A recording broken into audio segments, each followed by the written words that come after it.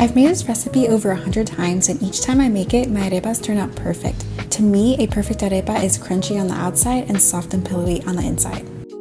Welcome back to The Little Arepa. Be sure to subscribe for more Colombian, American, and Latin recipes. To a bowl, you're going to add 2 cups of pre-cooked white cornmeal. It's very important that it's pre-cooked white cornmeal and not any other type. I like to use the Pan brand, P-A-N, but you can use any masa arepa. Next, you're going to add your water. You should have 2 1/4 cups of hot water, but you're going to want to add it in small increments. Here, I'm adding about 1 cup of water at a time, and I also went ahead and added my melted butter off screen. Use your spatula to mix the dough and continue adding water in small increments until you have a dough that looks a little bit like Play-Doh.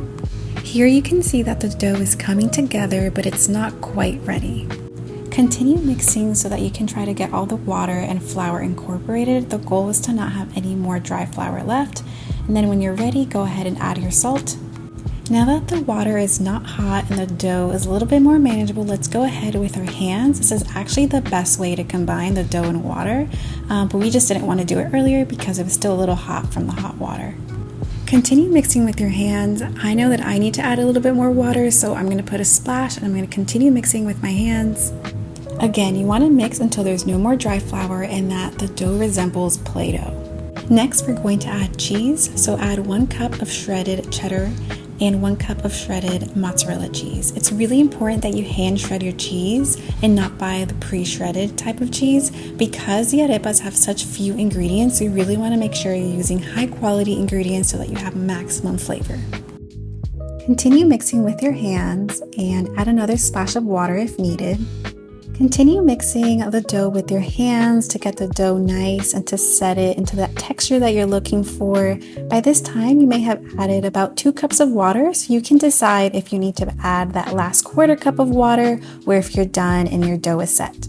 Okay, so this dough is set. You can tell that it's set because it's nice and soft, very squishy. Like I said, similar to Play-Doh, you can easily roll it up, you can press on it, and the dough is not sticking to your hands. It's not slushy, it's not too wet. This is the perfect texture that you're looking for. Okay, let's get ready to make the first arepa. So what you're going to do is grab a small section of the dough and then gently roll it into a semicircle and then roll it in between your hands to make the full arepa dough. So it should be like a little dough ball, nice and circular.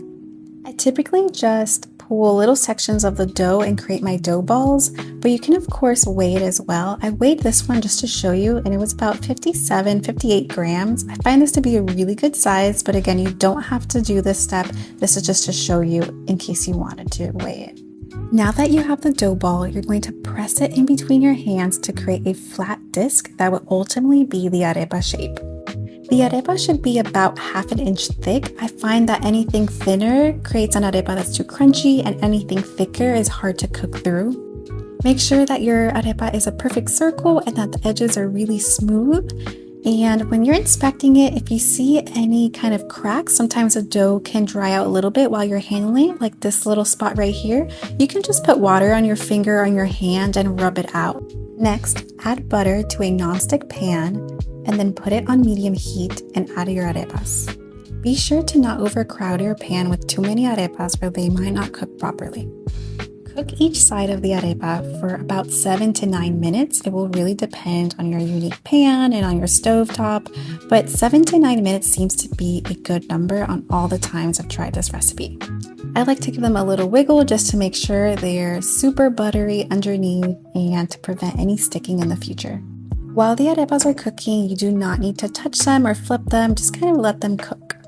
Okay, so at the end of the 7 to 9 minutes, you can go ahead and flip your arepas. This should have a little crisp and a little color, so go ahead and use your spatula and flip each one individually. When I flip them, I also take this time to rotate them in the pan in case there are any warmer or cooler spots. Now that you flip the arepas, cook the other side for 7 to 9 minutes. Sometimes I like to add butter in between in case they're getting a little dry, just to make sure they retain that moisture as they cook through.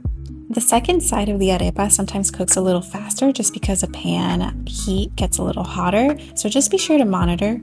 And that's it. That's how you make these perfect arepas. They are crunchy on the outside, they are soft and pillowy on the inside. They taste amazing alone, you can enjoy as is, or you can put together a little sauce.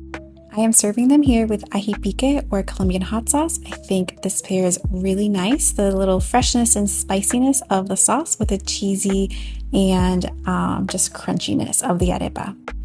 Here is what the inside of the arepa looks. So there's nice little cheese strands, not too much cheese. This is arepas with cheese, not cheese with arepas. So very light here. If you're looking for a cheesy arepa, be sure to check out my other video.